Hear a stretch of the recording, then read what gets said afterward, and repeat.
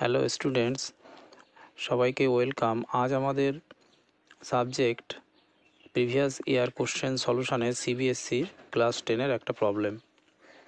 দেখো, এখানে দুটো ইকুয়েশান গিভেন আছে।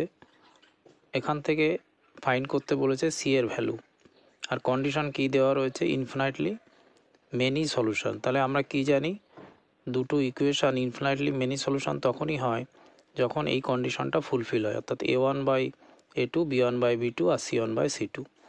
তাহলে এখানে a1 কোনটা, এক্সের কোএফিসিয়েন্ট হচ্ছে a1 হচ্ছে c, b1 ওয়াইয়ের কোএফিসিয়েন্ট কত রয়েছে 3, আর a1 b1 আর c1 কোনটা, লাস্টের এই কনস্ট্যান্ট পার্টটা, তার মানে 3 - c হচ্ছে c1। আবার আমরা a2 বের করে নিই এখান থেকে। a2 কোনটা, এই সেকেন্ড ইকুয়েশানের এক্সের কোএফিসিয়েন্ট হচ্ছে a2 12, b2 কত c ওয়াইয়ের কোএফিসিয়েন্ট, আর c2 হচ্ছে কত হয়ে যাবে এখান থেকে -c। তাহলে এখানে যদি আমরা পুট করে দিই ভ্যালুগুলো, a1 এর ভ্যালু কত c, a2 কত 12, b1 এর ভ্যালু কত 3, b2 এর ভ্যালু কত c। ক্রস মাল্টিপ্লিকেশান করলে কত হবে এখান থেকে, c² = 3 12 যা 36। তাহলে c √+−36, তার মানে +−36কে রুট করলে 6 হয়ে গেল।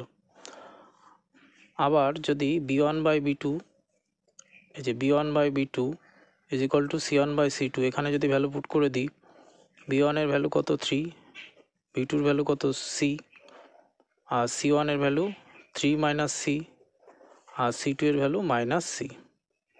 ক্রস মাল্টিপ্লিকেশান করলে কত হবে, 3c - c² = -3c। 3cটাকে এই পাশে আনলে কত হবে, 6c হয়ে যাবে, = c²। এক পাশে নিয়ে নিই, c² - 6c = 0।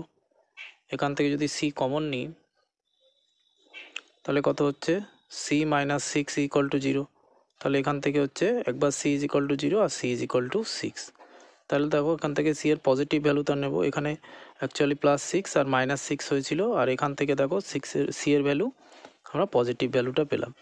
তাহলে c = কত হবে, 6।